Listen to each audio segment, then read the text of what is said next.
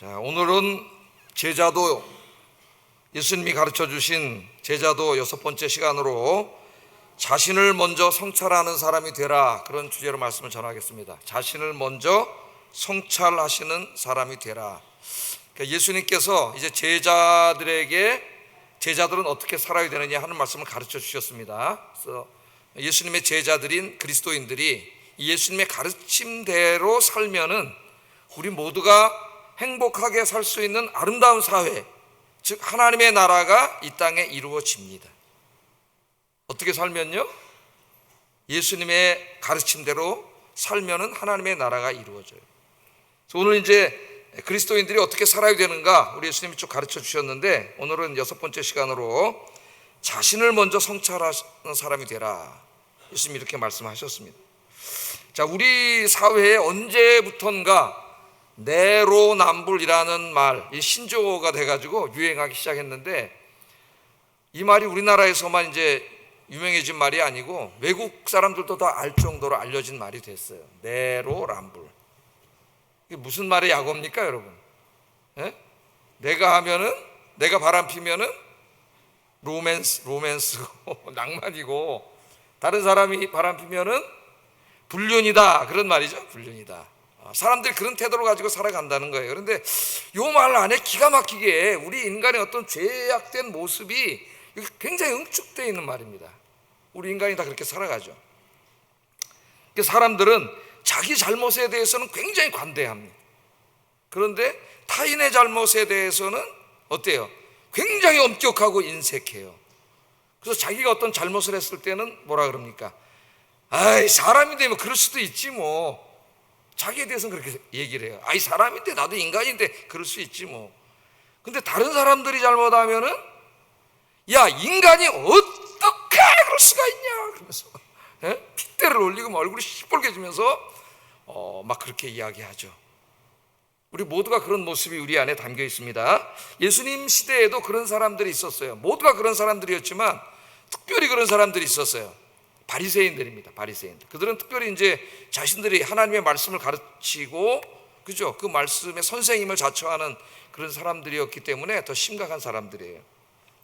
그러니까 예수님이 볼 때에 바리새인들은 굉장히 문제가 많은 사람이에요.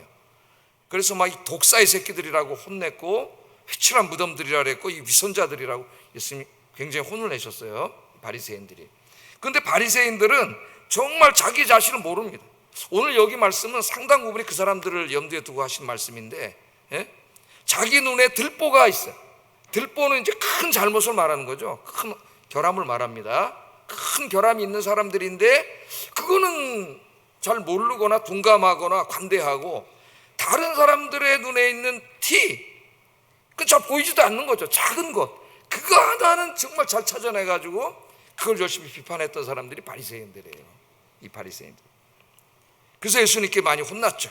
근데 이 바리새인의 문제는 사실은 바리새인만의 문제가 아니라 오늘 이 자리에 예배를 드리고 있는 저와 저 목사인 저도 마찬가지고 우리 모두의 문제입니다. 모두의 문제. 예수님의 말씀대로 자기를 먼저 성찰하는 삶을 살면은 우리 아름답고 행복한 사회를 만들 수가 있어요. 여러분 가정도 행복해지고 천국이 됩니다. 우리 교회도 천국이 되고 이 사회도 천국이 돼요. 여러분 직장도 천국이 돼요. 이걸 반대로 하면은 지옥이 됩니다.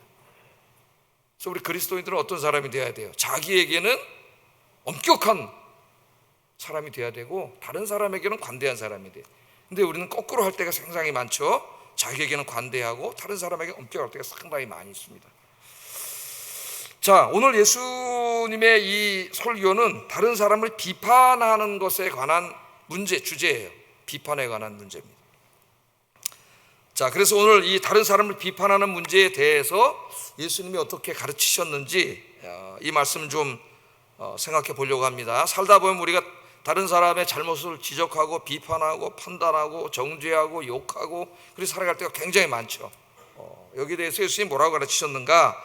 이제 오늘 읽은 말씀에 의한 두 가지가 있습니다. 두 가지. 첫째는 다른 사람을 비판하지 말라, 정죄하지 말라, 이거였죠. 아까 37절에 비판하지 말라, 정죄하지 말라, 이거 있고, 그 다음에 41절 그거였고, 또 하나 41절 42절에는 다른 사람을 비판하기 전에 먼저 자신을 돌아보고 성찰하라. 다른 사람을 먼저 비판하기 전에 먼저예요. 자신을 돌아보고 성찰하는 사람이 되라. 이 두 가지 핵심적인 말씀이에요. 이 의미를 좀 생각해 보겠습니다. 먼저 다른 사람을 비판하고 정죄하지 말라고 하신 말씀을 좀 살펴보겠어요. 37절 상반절 한번 읽어보겠습니다. 시작.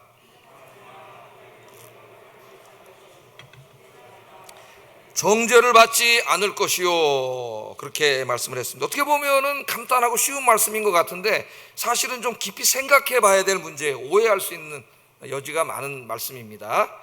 여기 비판하다. 비판은 뭐예요, 여러분?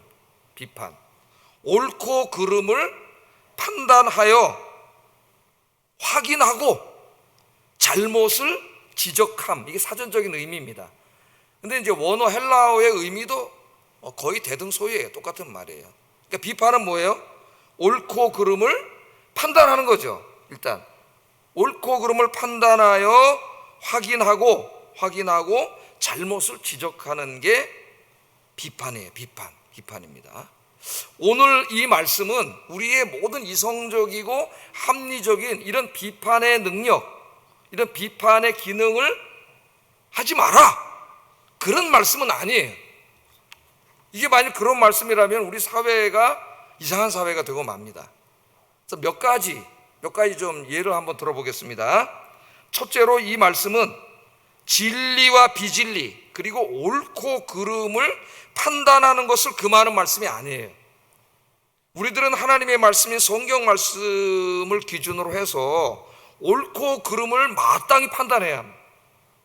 또 진리와 비진리를 판단해서 확인하고 그 잘못을 지적하는 일을 해야 돼요. 그렇지 않으면은 어떻게 되겠어요, 여러분? 교회에 한번 적용해 보세요.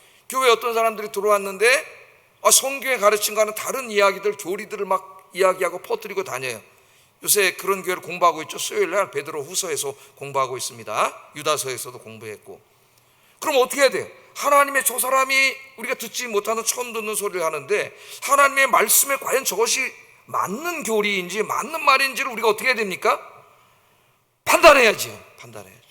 판단하고 확인하고 그 잘못된 것을 지적해야 교회에 이단이 들어오지 못합니다. 발 붙이지 못하고 어린 성도들을 유혹하지 못하게 되는 거예요. 예? 그러니까 이 말씀은 진리와 비진리, 옳고 그름을 판단하지 말라는 그런 말씀이 아닙니다.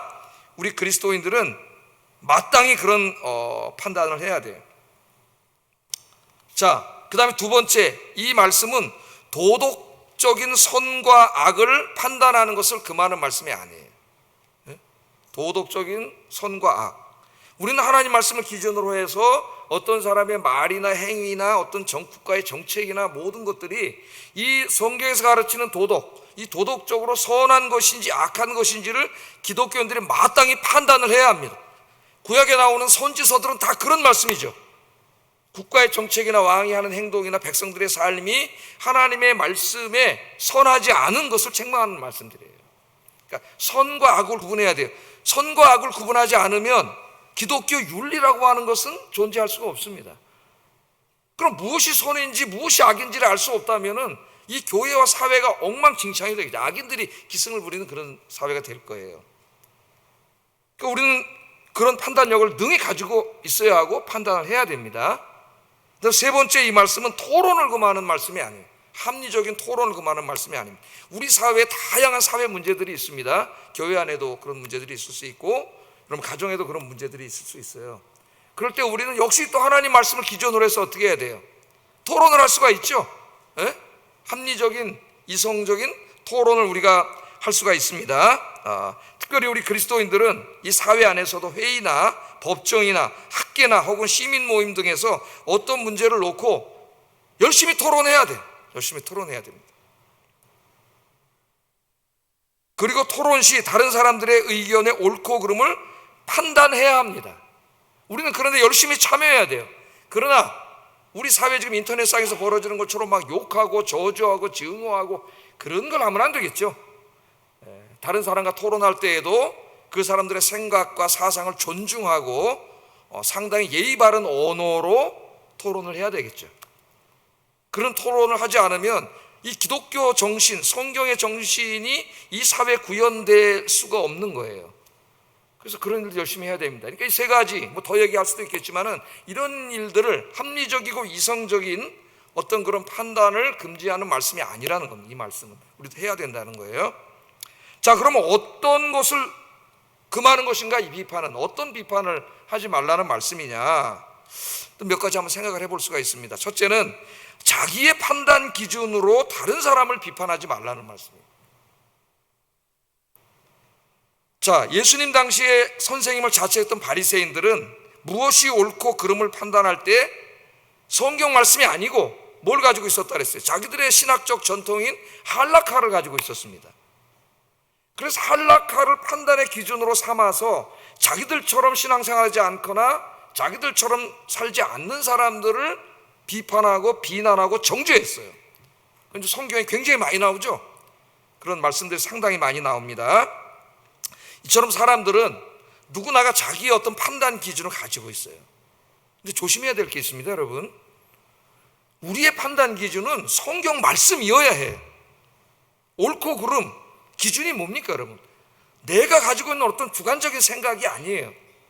하나님의 말씀만이 우리의 주관적인 판단의 기준이 될 수가 있습니다. 그러니까 하나님 말씀이 기준이 돼야 되는데, 모든 인간은 하나님 말씀을 떠나서 자기가 어떤 뭐 자라온 가정 환경이라든가 성장한 배경이라든가 뭐 읽은 책이라든가 여러 가지에 의해서 자기 자신의 어떤 주관적인 어떤 그런 판단 기준을 가지고 있습니다. 주관적이라는 말은 뭐예요? 객관적이지 않다는 거죠. 자기에게는 옳을 수 있지만 다른 사람에게는 옳지 않을 수도 있어요. 그런 걸 우리가 상대적이라 그래요. 상대적. 근데 자기 상대적인 어떤 이런 판단 기준을 절대화시키고 그것과 다르게 말하거나 다르게 생각하거나 다르게 행동하는 사람들을 막 비난하는 거죠. 그리고 정죄하는 거예요. 그런 일을 하지 말라는 거예요. 그런 일을 하지 말라나. 그런 이야기입니다. 저희 이제 집에서 저희 운우가 이제 중학교 다닐 때인가 고등학교 다닐 때인가 이제 기억은 정확히 안 나는데 뭔 텔레비를 보고 있길래 야, 뭐 저런 걸 보냐, 저런 프로그램을 보냐 이렇게 뭐 저런 프로그램을 보냐, 그게 마치 잘못됐다는 듯이 이제 아버지로서 저런 프로그램을 보냐. 근데 이제 아빠도 어떤 프로그램은 보잖아요. 우리 은우가 아빠 취향이 다른 거 아닌가요? 그래, 취향이 다른 거 아니에요. 거기서 제가 그때 깜짝 놀랐어요. 그렇지, 이거는 취향이 다른 거지 걔가 잘못된 게 아니야. 예? 중고등학생으로서 좋아하는 프로그램이 있고 나는 또 나이 먹은 사람으로서 좋아하는 프로그램이 있는 거죠. 그건 옳고 그름의 문제가 아니, 이건 취향이에요. 취향이 다른 거예요. 우리 부모님들이 이제 자녀들이 성장하는데 실수하는 부분이 여기 상당히 많이 실수합니다. 취향이 다른 것, 그것을 인정해 줘야 되죠. 예? 잘 옳고 그름의 문제가 아니에요. 그래서 우리는 내가 가지고 있는 기준이 그 주관적인 기준으로 나와 다르다고 해서 다른 사람들만 비난하고 정죄하는 그런 종류의 비판을 하지 말라는 거예요. 우리 예수님. 오늘 우리 사회에 이런 게 만연돼 있지 않습니까? 자기가 생각이 다른 사람은 다 막 욕하고 저주하고 막 뭐 친일파고 막 뭐 저하면서 막 몰아붙이는 이런 걸 해서는 안 된다. 두 번째, 다른 사람을 정죄하지 말라는 거예요. 정죄하지 말. 바리새인들은 다른 사람을 평가하고 판단하는 데서 그치지 않고 정죄했습니다. 정죄. 자, 우리는 진리와 비진리, 도덕적인 선과 악을 하나님의 말씀의 기준에 비추어서 판단해야 돼요. 판단할 수 있습니다.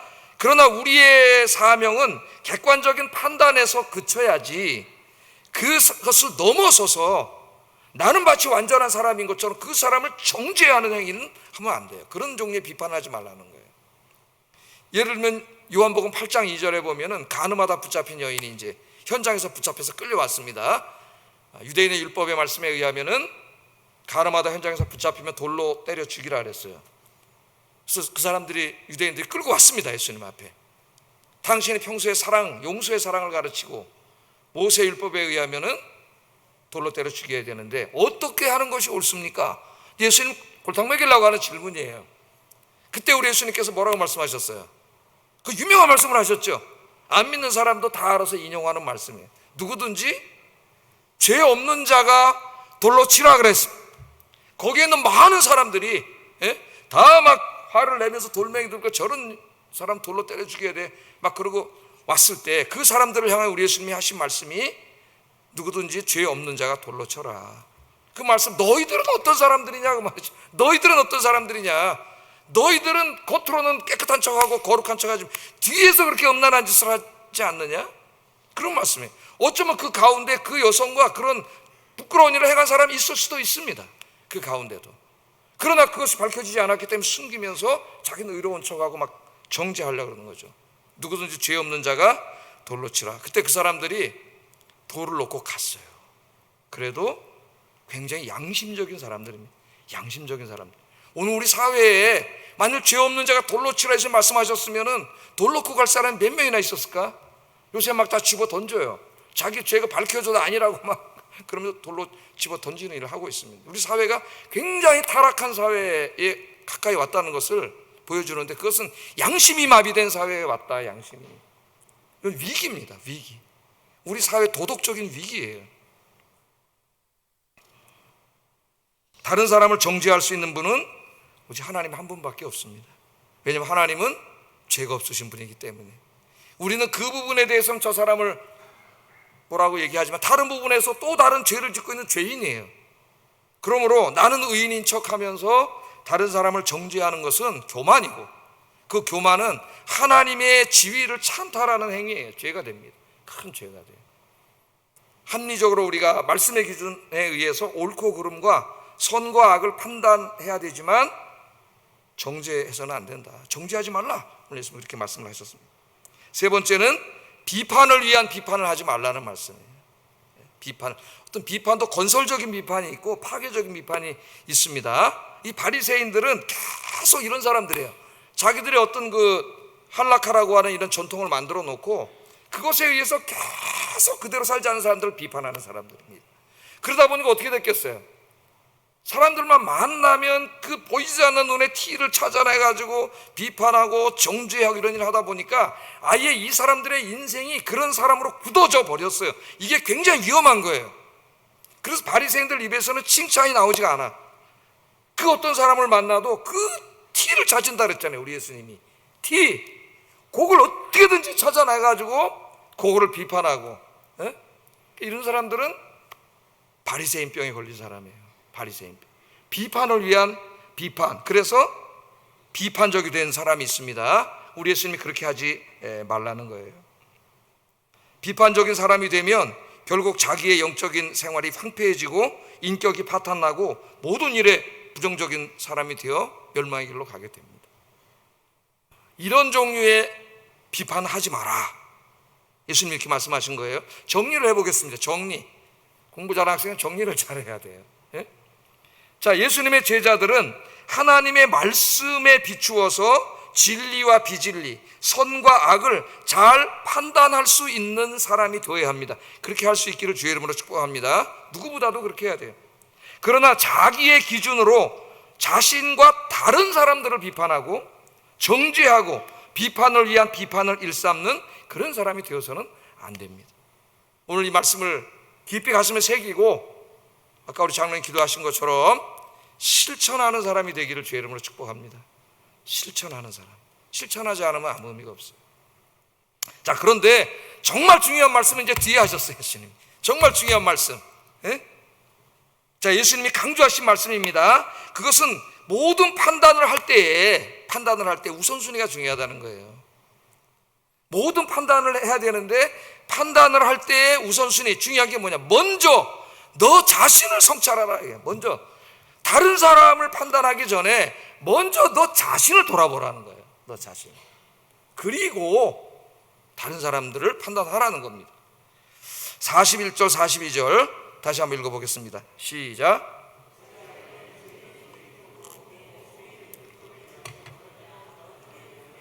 들보를 보지 못하면서 어찌하여 형제에게 말하기를 형제여 나는 내 눈 속에 있는 티를 빼게 하라 할 수 있느냐? 외식하는 자여 먼저 내 눈 속에서 들보를 빼라. 그 후에야 내가 밝히 보고 형제의 눈 속에 있는 티를 빼리라. 오늘 여기 보면 이 비판적인 사람, 바리새인 같은 사람들의 특징이 잘 나타나요. 그건 뭐예요? 자기의 잘못에는 둔감하고 다른 사람의 잘못에 예민함. 자기에게는 관대하고 다른 사람들에게는 엄격합니다. 우리 그리스도인들은 거꾸로 해야 되는데, 그리스도인들은 어떻게 살아야 돼요? 자기에게는 엄격한 사람이 되고 다른 사람들에게는 관대한 사람이 되기를 주의 이름으로 축복합니다. 자, 예수님이 이런 사람들의 특징 두 가지를 얘기했어요. 두 가지. 첫째는 뭐예요? 이런 사람들은 자신이 어떤 사람인가를 깨닫지 못하는 사람들이라는 거예요. 정말 어떤 사람들을 보면 어때요? 정말 자기를 너무 모르는 사람이 있다. 그죠? 그래 안 그래요? 자기를 너무 모르는 사람이 있어요. 자, 41절 한번 읽어보겠습니다. 시작. 티는 보고 내 눈 속에 있는 들보는 깨닫지 못하느냐. 티는 뭐예요? 티는 그냥 먼지 같은 게 보이지도 않는 조그마한 티잖아요. 들보는 우리말로 이제 들보라고 번역을 했는데, 옛날에 한옥 칠 때 이쪽 기둥에 저쪽 기둥에 가로지르는 대들보죠. 그냥 엄청나게 큰 거죠. 원어는 이제 말뚝이라는 뜻인데 우리말로 이제 이해하기 쉽게 들보라고 번역을 했습니다. 들보예요. 그러니까 들보는 엄청나게 큰 거죠. 티는 작은 거예요. 그런데 여기 이 비판적인 사람들은 어떤 사람들이에요? 형제의 눈 속에 있는 티는 보는데 자기 눈 속에 있는 들보가 있다는 것을 깨닫지 못한다 그러잖아요. 깨닫지 못한다. 사람들이 볼 때 엉망인 사람이야. 눈에 들보가 있는 사람이, 큰 문제가 있는 사람이에요. 그런데 인간이 얼마나 자기를 모르냐면 자기를 몰라. 자기를 깨닫지 못해. 자기를 깨닫지 못해. 제가 옛날에 이제 이 축구를 하다 보면 막 축구 얘기도 나오네. 갑자기 축구를 하다 보면은 패스 안 한다고 막 화를 내는 사람이 있어요. 패스 안 한다고. 근데 자기도 패스를 안 해. 자기도 패스 안 해. 축구를 하면서도 야, 인간이 자기를 너무 모르는구나.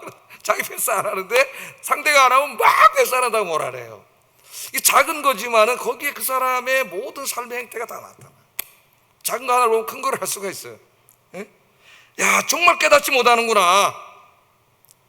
뭐가 은혜? 깨닫는 게 은혜입니다. 하나님 말씀을 들으면서 나 자신을 깨닫는 게 은혜예요. 자꾸 이 설교를 누가 들어야 되는데, 우리 남편이 들어야 돼, 우리 아내가 들어야 되는데, 우리 교회 차권사님이 없으니 차권사님이 들어야 되는데, 이게 문제예요. 이 설교 하나님 누구에게 주신 말씀이에요? 나에게 주신 말씀이잖아요. 내가 듣고 나 자신을 돌아보고 나 자신이 깨달아요. 그게 은혜예요. 근데 깨닫지 못해. 예수님 그런 사람의 특징이 뭐냐? 첫째, 자기 눈 속에 들보가 있는데도 이거를 깨닫지 못하는 사람이다. 이게 얼마나 이 사람이 문제가 있는 사람이에요. 이게 망가진 사람이죠. 두 번째, 이런 사람은 제가 아까 말씀드렸듯이 당연히 어떤 결과가 나와요.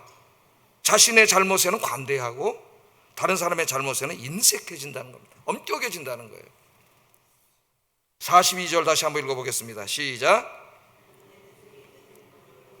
어찌하여 형제에게 말하기를 형제여 나로 내 눈 속에 있는 티를 빼게 하라 할 수 있느냐?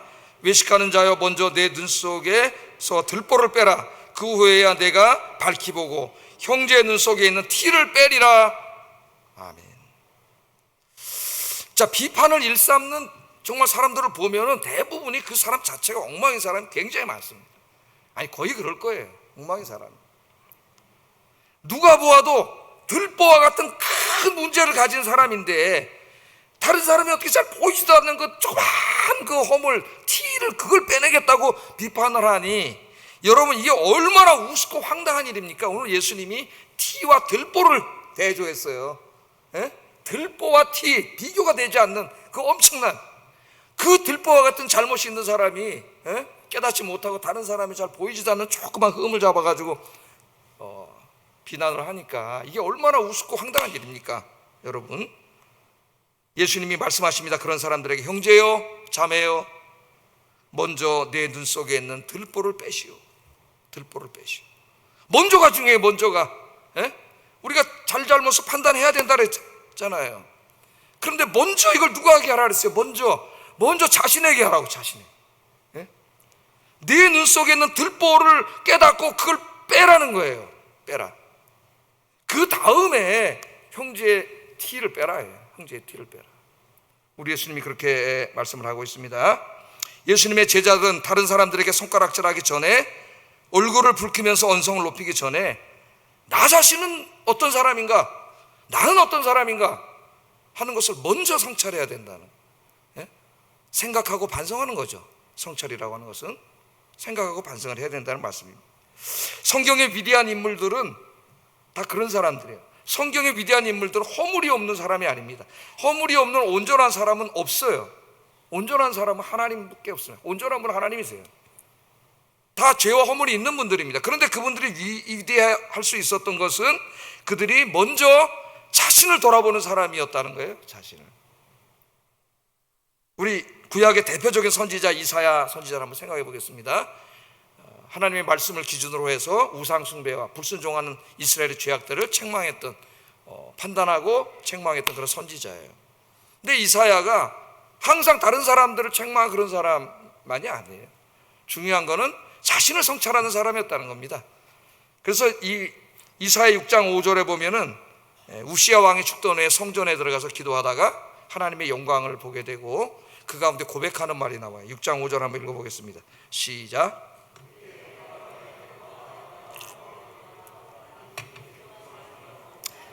부정한 백성 중에 거주하면서 만군의 여호와이신 왕을 배웠음이라 하였더라. 그날 그 영광 중에 하나님을 배웠는데 그때 깨달았어요. 자신이 어떤 사람이, 그 입술로 사역을 하는 사람인데 입술이 부정한 자라는 걸 깨닫고 하나님 앞에 회개하는 모습이 이사야 6장 5절이에요. 그러니까 그는 죄와 허물이 없는 사람이 아니라 먼저 하나님 앞에 무릎 꿇고 자신의 부족함을 보는 사람. 나는 그 사람이 위대한 사람이라고 생각합니다.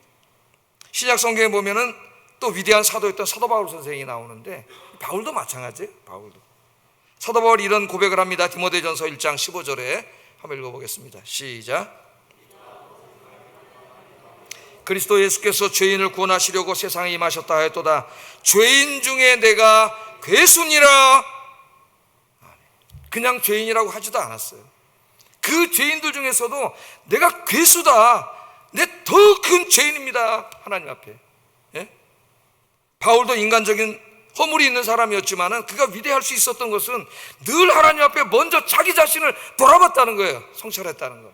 그것이 그를 위대하게 만들었습니다.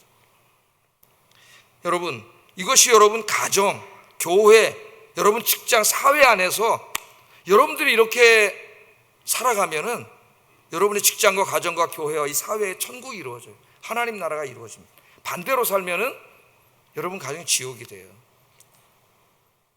회사 얘기를 한번 해볼까요? 기업 이야기. 저술가이면서 컨설팅 전문가인 짐 콜린스라고 하는 사람이 있습니다. 우리나라에는 뭐 성공하는 기업 8가지 습관 이런 책을 써서 잘 알려진 사람인데, 이 사람이 쓴 책 중에 좋은 기업을 넘어 위대한 기업으로, 이런 책이 있어요. 좋은 기업을 넘어 위대한 기업으로. 그러니까 굿을 넘어서 great, good 컴퍼니가 아니라 그걸 넘어서는 great 컴퍼니예요. great 컴퍼니. 미국에 보니까 선생님들이 학점을 주는데 뭐 페이퍼 같은 거 쓰면 굿이 좋은 건 줄 알았어요. 그랬더니 F 다음이 굿이야. 우리나라 말로 하면 not bad, 나쁘지 않아. 어떤 거 보니까 very good. 와, 이거 최고 잘한 건가 보다 그랬더니 B학점 정도밖에 안 되는 거예요. very good도. 그 뭐가 좋은 건가 봤더니 excellent가 있더라고요. excellent 또는 superjob 그러든지 excellent, 이게 최고 좋은 거예요. A학점이에요. 그래서 참 이 사람들이 지혜롭다 그런 생각을 한 적이 있습니다. 그래서 나쁜 건 하나밖에 없고 다 좋거나 매우 좋거나 아주 그냥 너무 좋은 거예요. 너무 좋은 거예요. 자, 이 짐 콜린스가 이 좋은 기업을 넘어 위대한 기업이라고 책을 썼는데, 제가 이제 책을 사면 앞에다가 언제 샀다는 걸 항상 써놔요. 제 책에는 2000 몇 년 뭐 어디에 썼고 뒤에 보면 책 읽고 이제 내가 그 코멘트를 해놔요. 중간중간 해놓는데 이 책을 보니까 제가 2002년도에 샀더라고. 거기 쓴 걸 보니까 2002년도. 2002년도면 제가 이제 막 40살이 돼가지고 40살이 돼서 우리 교회 이제 막 담임 목사로 부임돼서 오던 해예요. 그래서 아마도 제가 저기 이제 신학책도 아닌데 교보에 가서 저 책을 사서 정독을 했는데 저 책을 읽은 이유가 아마 그때 아마 제 그 젊은 마음에 그런 마음이 있었던 것 같아요. 우리 교회를 그 처치를 넘어서 그레이트 처치라고 만들어보자, 이런 생각을 가지고 아마 제 책을 제가 읽었던 것 같습니다.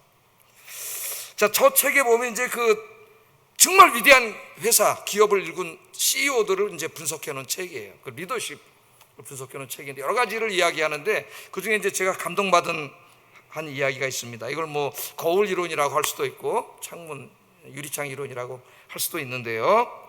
자, 이 책에 보니까 이 사람이 이렇게 이제 그 사람들 다 인터뷰하고 분석하다가 공통된 특징이 있다는 거 알았어요. 그냥 단순한 좋은 기업이 아니라 정말 그레이트 컴퍼니를 만든 이 CEO들에게는 정말 다른 사람과 다른 게 있었다는 걸 깨달았는데, 그게 뭐냐면 이 사람들은 이제 기업이 잘 되고 그래서 막 경영 실적이 올라가고 회사가 막 부흥하고 이러면은 항상 이 사람들은 유리창 밖을 본다는 거예요. 유리창 밖. 유리창 밖에 보면 뭐가 있어요? 거기 나무도 있고 꽃도 있고 잔디도 있고 나비도 있고 새도 있고. 예? 그 유리창 밖을 보면서 우리 오늘 회사가 이렇게 잘 된 게 나와 함께 일한 우리 모든 직원들의 헌신 때문이다. 이게 감사한다는 거예요. 그 공을 어디로 돌리는 거예요? 직원들에게 돌리는 거죠. 근데 이제 어느 날 기업이 좀 어려워지고 영업 실적이 좀 안 좋으면은 이 위대한 기업의 회장님들, CEO들은 거울을 본답니다. 거울을 보면 누가 보여요? 자기가 보이죠. 자기가 자신의 부족한 모습이 보는 거예요. 그것은 이제 남 탓으로 돌리지 않고 자기의 잘못으로 돌리는 거죠. 자기의 경영자로서 부족한 면을 본다는 거예요. 근데 이 위대한 기업을 일군 모든 CEO들의 공통점이랍니다. 이게 공통점. 그래서 그 사람이 위대한 기업을 읽었구나. 위대한 기업은 위대한 사람이 이루는 거구나. 위대한 사람에게 달려있구나. 그것을 깨닫게 됐어요. 여러분들이 봐서 여러분 가정에서, 직장에서, 교회에서 그런 분들이 되기를 주의 이름으로 축복합니다. 모든 일이 잘 될 때는 함께 일하는 다른 모든 사람들, 여러분 회사에 가면 뭐 중간 간부일 수도 있고 관리자일 수도 있고 그런 분들이 있을 수 있죠. 함께 일했던 사람들에게 공을 돌리고 무엇이 잘못됐을 때는 나 자신을 돌아보면서 반성할 수 있는 그런 진짜 주님의 제자들이 되기를 주의 이름으로 축복합니다. 마지막으로 가정 얘기도 하면 가정이에요. 어느 동네에 두 집이 이웃해서 살고 있었습니다. 한 집은 시부모님을 모시고 사는 대가족이었고 한 집은 신혼부부만 사는, 둘이 사는 그런 가족이었어요. 어디가 더 행복할 것 같아요, 여러분? 근데 이렇게 보니까 이 시부모님을 모시고 사는 이 집은 항상 화목해, 사랑이 넘치고, 이 젊은 부부가 볼 때. 근데 자기 둘이 사는 이 젊은 부부가 보니 자기들은 맨날 티격태격 싸우고 행복하지가 않아요. 그게 이상하다. 저쪽 사람이 많이 사니까 아무래도 이 시부모님하고 같이 살면 문제가 많이 생길 것 같은데 거기는 문제가 안 생기고 자기네 집에는 문제가 생겨가지고 궁금해져가지고 어느 날 과일 한 상자를 사서 찾아갔대요. 내가 보니까 여기 시부모님도 모시고 살아서 더 문제가 많을 것 같은데 이렇게 어떻게 행복하게 사세요? 우리는 맨날 싸우고 사는데 좀 그 비결을 좀 가르쳐 주십시오. 그랬다는 거예요. 그랬더니 그 집 사람이 말하기를 이렇게 얘기를 하더랍니다. 대개 가정은 이렇게 말했대요. 그것은 당신네 두 분은 모두 훌륭하시고 우리 가족은 모두 바보들이기 때문입니다. 바보. 또 무슨 말이에요, 바보. 그게 무슨 말입니까 도대체? 이렇게 얘기했더니 오늘 아침에 있었던 일을 하나 말씀드리겠습니다. 그러더라는 거예요. 근데 오늘 아침 무슨 일이 있었느냐? 제가 출근하다가 그만 물을 엎질렀습니다. 그때 나는 내 아내에게 내 부주의로 물을 엎질러 미안하다고 하면서 용서를 구했죠. 그랬더니 제 아내가 하는 말이 무슨 말이에요 여보? 내가 부주의하게 물을 거기다 놨으니까 당신이 엎은 거지 내가 미안해요 그러더라는 거예요. 그랬더니 또 옆에 계시던 어머니가 들어오시다가 그걸 보고 하는 말이 아니다 얘들아 내가 나이 먹어서 그걸 거기 보고 진작 치워놨어야 되는데 안 치워놔서 이게 이렇게 엎어졌으니까 내 잘못이다. 내 잘못이다. 그게 비결이에요. 행복의 비결. 거꾸로 했으면 어떻게 됐을까요 여러분? 여보! 나 물을 넣으면 어떡해? 그럼 부인이 화가 나서 어떻게 할까요? 칠칠 맞지 못하게 거기서 그것도 못 보고 발로 차? 그럼 어머니가 뭐라 하실까요? 들어오시다가 아침부터 어디 어머니 앞에서 시끄럽게 싸우고 난리야. 지옥이 됐을 거예요. 지옥이. 여러분 작은 것 하나가 우스갯소리 같지만은 우리의 인생의 행복과 불행을 가릅니다. 제가 고백을 하나 하겠어요. 제가 고백을. 지난주 휴가를 가가지고 어디 가니까 시골 마을에 초콜릿을 막 이렇게 자기가 만드는 자기 브랜드로 만드는 분이 있더라고요. 깨끗하게 굉장히 이쁘더라고요. 맛도 있고. 그래서 초콜릿을 좀 사가지고 이제 그 초콜릿 차도 있더라고요. 그 차를 사가지고 이제 나와서 가면서 마시라 그거 이제 차를 탔어요. 근데 저희 아내가 운전하는데 그 옆에 손고리에다가 그걸 올려놓은 것 같아요. 난 못 봤어요. 타고 운전을 하려고 딱 하는데 이거 팍 쳐버렸습니다. 뜨거운 건데. 그렇게 딱 쏟아졌어요. 우리 집사람이 예쁘게 그날 사과 천민을 옷에 쫙. 예? 근데 제가 뭐라 그랬냐면은, 아, 여기다 놓으면 어떡해 그러는 거야. 오늘 이 설교를 해야 할 이 사람이. 예? 아니, 이걸 여기다 놓으면 어떡해. 금방 깨달았습니다. 잘못했다는 걸. 그래서 그 다음에 싹 닦아주고 막 이렇게 했죠. 예? 잘못하면 즐거운 여행이 싸움으로 끝날 수도 있어요. 싸움으로 끝날 수 있어요. 우리 자신이 작은 것 하나지만은 여러분 가정에서도 또 여러분 직장에 나가서도 이 사회에 나가서 시장에 가서 교회에 와서 그렇게 사시면 여러분 이 땅에 뭐가 이루어져요? 천국이 이루어지는 줄로 믿습니다. 반대로 살면 지옥이 이루어져요. 매일 싸워야 돼요. 매일 욕하고 비난하고 욕하고 이런 사회가 될 수밖에 없습니다. 항상 다른 사람에게 손가락이 향하기 전에 그 손가락을 자신에게로 향하고 자신을 먼저 성찰하는 여러분 되기를 주의 이름으로 축복합니다. 다른 사람에게는 엄격하고 자기에게는 관대한 사람이 아니라 자기에게는 엄격하고 다른 사람에게는 관대한 예수님의 참 제자들이 되시기를 주의 이름으로 축복합니다. 기도하겠습니다.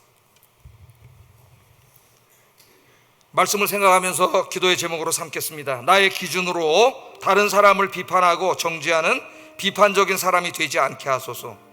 늘 나 자신을 돌아보며 나의 부족함과 허물을 먼저 성찰하는 사람이 되게 하소서.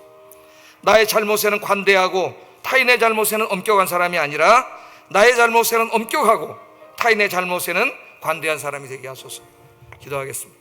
사랑과 은혜가 충만하신 아버지 하나님, 오늘 예수님의 제자들이 어떻게 살아야 되는지 6번째 시간으로 다른 사람을 비판하기 전에 너 자신을 먼저 성찰하는 사람이 되라 하시는 주의 말씀을 이 시간에 주님의 말씀으로 들었습니다. 아버지 하나님 말씀에 비추어서 자신을 돌아볼 때에 목사인 저 자신부터 부끄러운 것밖에 없습니다.